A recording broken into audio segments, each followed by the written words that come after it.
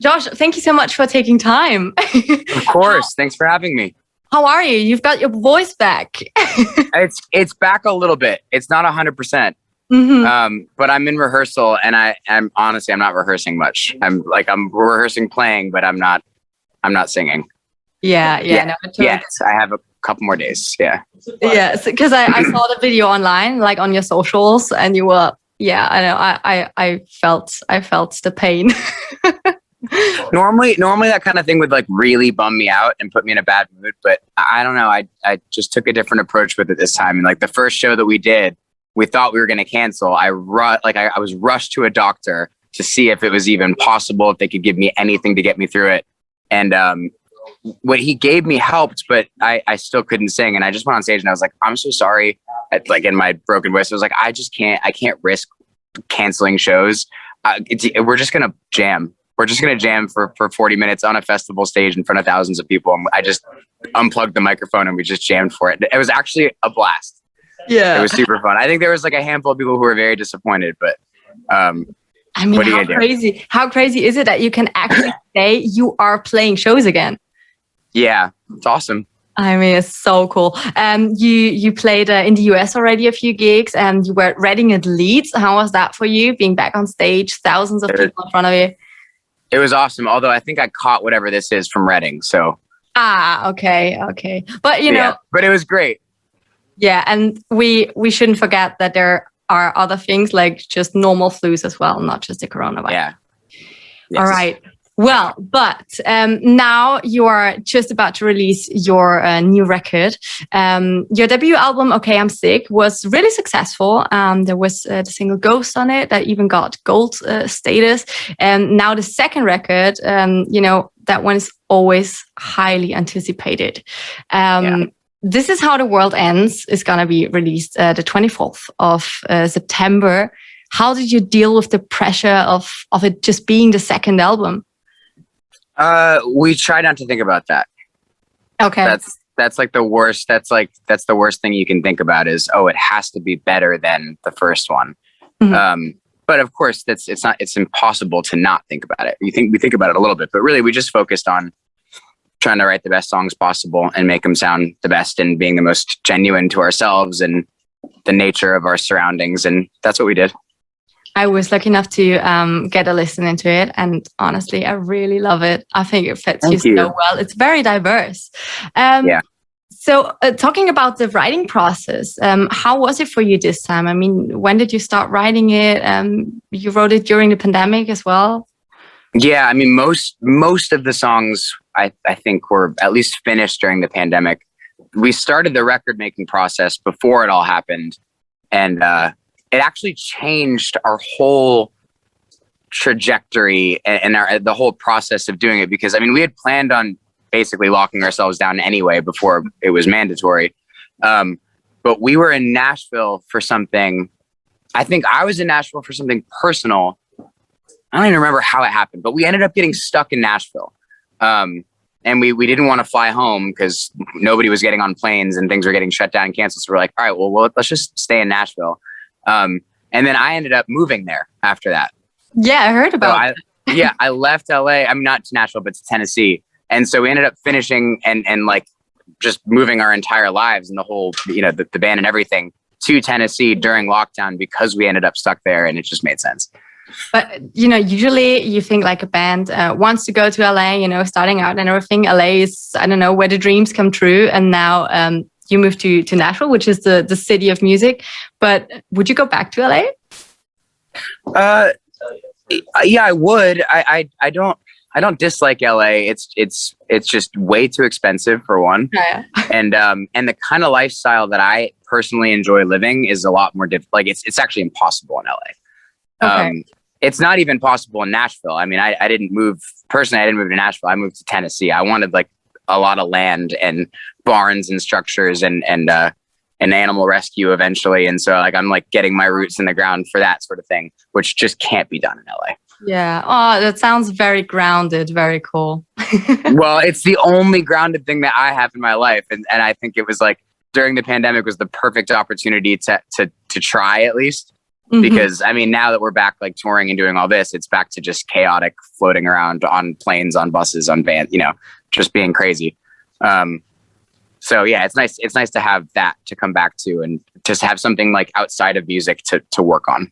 Yeah, but that's cool. I'm glad you could do that for you. Yeah.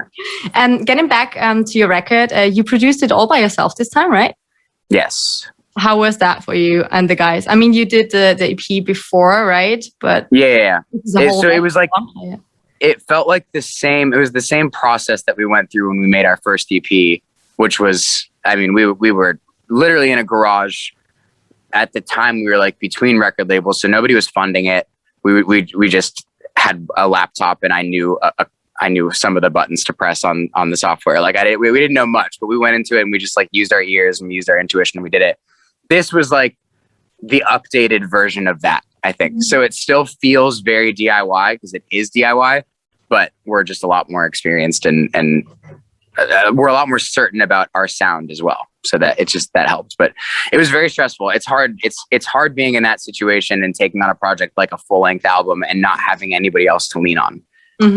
Normally you have a producer and other people who you're just like, okay, well, I'm spent. So then somebody else takes it and they, you know, do what they do. We weren't able to do that. But that was also like, that's part of what makes this album special and so genuine. Yeah, that's what I wanted to say. Like, it's 100% you, and I think it fits really well. Yeah, thank you. So can you give us a slight overview of what's the new record about? It's called This Is How the World Ends. What's it about? It's about so many things. It's about nothing nice. There's nothing pleasant on there. It's just a lot of it's a lot of attitude and feelings and emotions and situations and characters and development, I guess, that feel very appropriate to the time we're living in now. I mean, similar to the approach we took with OK I'm Sick, which was we really with OK I'm Sick, we really wanted to make a rock record that sounded like a rock record, or at least sounded like a record that we sonically wanted to hear and wanted to make, but that fit in the generation and in the time period that we were writing it. And that was 2017 to 2018, right, when that was written. And so this being written in 2020 and 2021, this is a very loud time period. Yeah. I think it's reflective of that. Yeah, I think so too. There are some songs on the record that I really want to talk about. There are songs like Don't Hate Me or Family. They're very personal. I mean, you're known for writing personal songs as well, and maybe also not that nice topics. But for all the listeners that haven't listened to the song Family yet, can you tell us what's that one about and why that one is so important for you? It's about, I mean, for me, it's coming to a realization about my role in my family dynamic and in my friendships as well. It's actually, I mean, it's called Family and it is specific to that, but it's really just about my experience with my entire social life. And I don't know, like I certainly didn't write this for it to be relatable to other people, although a lot of the comments back have been that people relate to it. But for me, I get very obsessive with my creative life and my career, so much so that I neglect every other aspect of my life. And so I neglect every relationship and I think there's a couple reasons why I do this that stem back to childhood and whatever else, but it's turned me into a person that I don't really like. When I look at myself from the outside, I don't really like that behavior. I don't like that person. I like that I'm able to create. I'm very lucky that I do. And I like the things that I create, but I'm like, at what cost am I becoming this person? Like I'm being very reclusive. I have very little social life and my relationship with my family is bad. And it's always been easy for me to blame other people for that. Like that was the biggest part of this. Was growing up, I could draw so many connections, like a therapist, like an actual therapist has in my life, connections to my past. And this is my dad did this, and my mom, and those things are all true. But at a certain point, like now that I'm 31 years old, I have to realize if I'm not actively trying to fix these problems, it's my problem now, and I'm the villain. And that was a huge moment to realize that, like, that everybody else in my life who maybe was involved in some way have done everything they can to try to just be in my life in all the best ways, and you know, any wrongs that they maybe have done, they've just done all they can to make up for it. Now it's like the ball is in my court, and I'm the one keeping this dynamic odd. And so writing the song actually inspired me to change that. So that was good. And how were the reactions of your family? I mean, you released that song already as a single, so they were able to hear it. Yeah, that it was emotional, but it was good. I gave them, like, I had a big chat, like a big talk before I didn't, like, I gave them the song and the video. Actually showed them all of that before it came out, like a few days before it came out. I was just like, I gotta talk about this. Like, here's my spiel. Here's my big speech. And I'm sorry. And, I want to be better. And this is whatever, you know. Yeah. But actually, it ended up being so much easier, to have that conversation than I thought. It was like this big looming thing that I was so terrified to talk about. And then once I actually did, it was like, this is easy. Yeah. Isn't it mostly like that? Like, you're afraid of doing something and then you do it and then it's quite okay, or even better? Yeah. That happens all the time, where like you build something up in your head, and then when you actually get to it, you're like, this is nothing. It's cake. That's good. That's good. Then there's also another song that is called Don't Hate Me. That song is also already released as a single. Can you give our listeners an insight of that song as well, please? Yeah, I mean, that one is, the lyrics were actually, this is one of those rare situations where the lyrics were inspired by the music. Like I think I had just the chorus written, and I knew what the song was like generally about.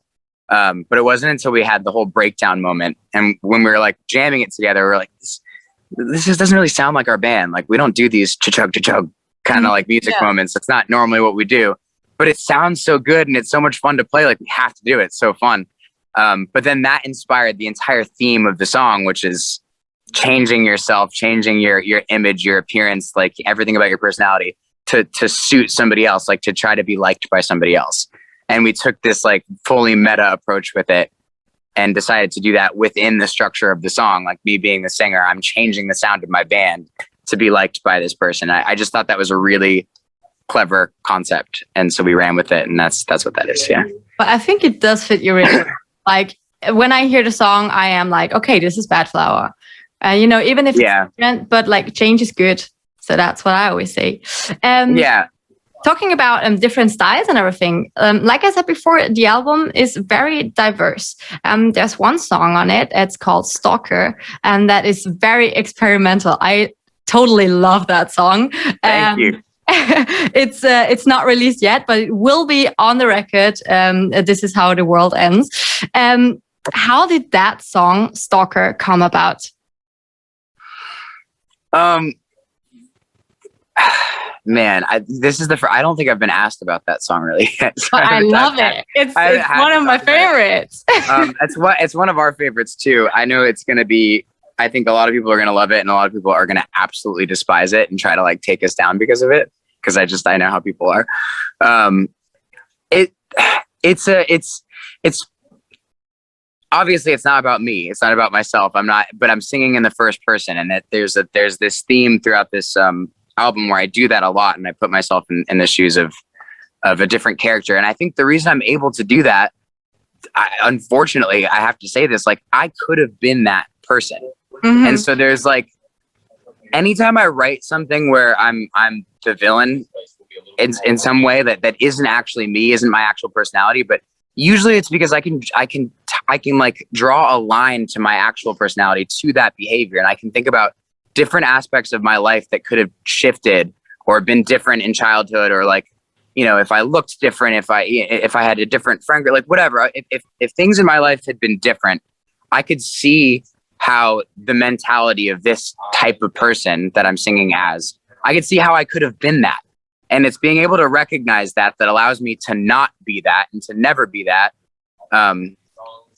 but it's fascinating and it's terrifying that there's this culture of people who think this way and act this way. And I just, this is my form of creativity, is writing about it in these ways. And so that's what I did. But also talking about the riffs and everything, it's, it's heavy. It's oh yeah, and musically it's just super fun and like awesome. Yeah. We had a blast making it. Were you afraid, or were you just like, no, we don't give a shit, like this is us? And no, I wish I could tell you we don't give a shit, but we definitely give a shit. And we definitely are afraid now still. No, but at the same time, like I put a lot of thought into this. Like this wasn't, a lot of the moments of this album that I think might offend people or might make whatever, like they weren't knee-jerk. They might have been like knee-jerk. There was a knee-jerk reaction to want to write the song or to just like have the idea. But then once the stuff was all done and finished and we listened to it critically, we really took our time thinking about whether or not like this whole record represented us as people. And I think if anybody is like, I don't know, if anybody wants to call it out and be offended by it or say why it's such a bad thing to sing in this way or to talk about these things, like, then we're not really compatible people. Like, because I think it's important to write like this. And I think even a song like Stalker, I think it's like, this is the way I make art. This is the way I approach these types of things that are sort of dark and weird. And if somebody disagrees with that, then it's like we have a fundamental difference in what we think is acceptable and important and what we consider to be art as well. Yeah. And that's okay. I just have to accept that. Like I can't please everybody. Our band can't please everybody. And we also can't, like, we refuse to censor ourselves or dumb ourselves down in order to just be like attempt to be liked by everybody. Like that's no fun. That's no way to live life, especially from like a creative job. So yeah, I think we've reached the point now where we can say, fuck it, we don't care because we care and because we've put the effort in already. I mean, it is brave, but I think that you're evolving and I think it definitely pays off. Like I said, I love the song. Thank you. Also, what I really love about your band is that you just say the things out loud, So there's one song that's quite socio-critical as well. It's called Everyone's an Asshole. Yeah. So how important is it for you to also reach people and to make them think about things in the world? I don't honestly, it's not that important because I don't know that I'm a very good authority on telling people what they should think. And this is like one of the positive things that 2020 and 21 have taught me. It's like you don't always have to be an activist the same way that everybody else is always an activist. And you could be critical. I mean, it's definitely frowned upon right now to be critical of like the people who are in your own group or on your team. But that's the only thing that I think I really can say that I think is important is that we need to stop just going with the flow of our group and stop judging people who are different from us. And I don't know. I think we need more diversity of thought. And right now there's no diversity of thought. There's you think this way and you act this way and you talk this way, or you're the enemy. Yeah. And it's making everybody enemies of everybody and it's making everybody an asshole. And that's how I feel. And that's just kind of my feeling on it. So why I think that song is cool. It's so not a political song. It really isn't. Like it's just about our behavior as people and this like the way that we've sort of divided ourselves into cliques and my perception of that and how I think that's really damaging and it's not helping us progress and just make the world a more loving and safe place. It's making it a bit more insane. That's how I feel about it, at least. So if that's my only activism on this, it's that. It's like everybody chill and everybody start listening to each other and have a bit more empathy and maybe we can actually approach these problems and try to fix them rather than just being angry, like signaling that we're angry about them. Like we get it. We're all angry. The world is in chaos right now and every facet, like open up a drawer, it's going to be chaos. Like nothing is organized. It's all bad. Let's approach this different because this isn't working. Yeah, but that's a perception that I got from it. So let's, so there's 13 songs on it. Which one was the most difficult for you to write? Ooh, That one was hard. Everyone's an Asshole was hard. Okay. Just on a technical level, because there was so much that I wanted to say. And also, in the process of writing songs like that, I realize where I stand on things. Like sometimes I don't even know until I start writing, and then I write something down and I read it back and I'm like, is that actually how I feel though? You know what? It's not. Like that's not actually how I feel. This is how I feel. And so there was that song was, there was many, many pages of discarded lyrics for that song. But none of them were like terribly hard. The ones that were really, really hard ended up not making the album. And they might resurface on future albums if they're able to get finished.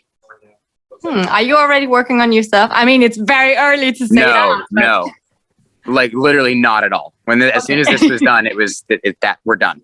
Now it's like, let's make music videos. Let's think about what the live show is going to be. Now it's like a whole different creative aspect of it, but no writing. Okay.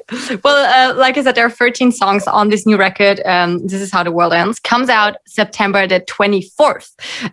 But we're missing 2 songs on that one that you released before. We thought maybe they would be on this record as well. They are called Fuck the World and 30. Love those songs, by the way. 30. Thank you. I played it like all day long. Both songs are and were in our top 20 charts as well here on Rock Antenne, by the way. Oh, cool. Why did these 2 songs not make it on the record? 30 at least was initially written for the album in the same way. Like 30 was in the same batch of songs as all the album songs.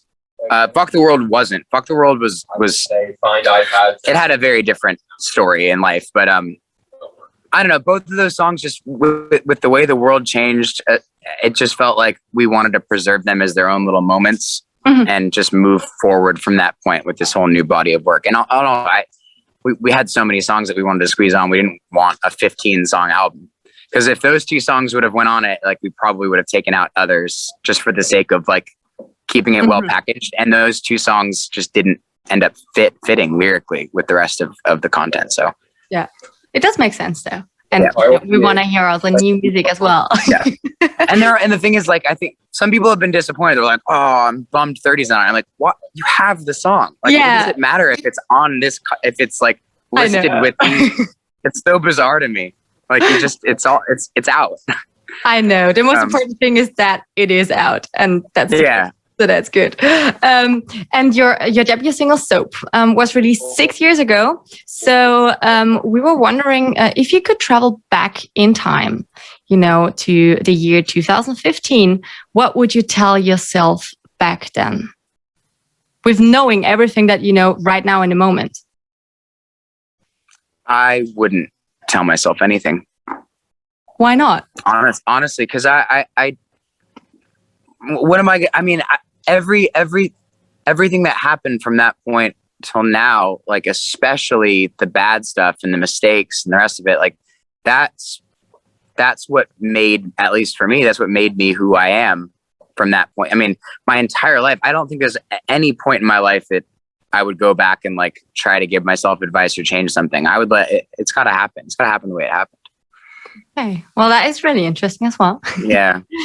Because I'd be different. I'd end up different. I mean, it depends on which theory of time travel we're going with here. Like, am I gonna arrive back into my body having been changed by the advice given? Is it gonna be, because if that's the case, I wouldn't tell myself anything. If it was like an alternate reality split off deal, I might just for fun and experiment say something like. Yeah, now we're talking about all the different theories, or like in Marvel with the time. Which sequel. Marvel universe is this? Which Loki am I talking to? Yeah, I know. Oh, that was so good though. Anyway, have you seen the show? Yeah, I love Loki. I'm a big fan of all of them, actually. Yeah, same here. I'm really excited how there's a comic about it as well, I think. Anyway.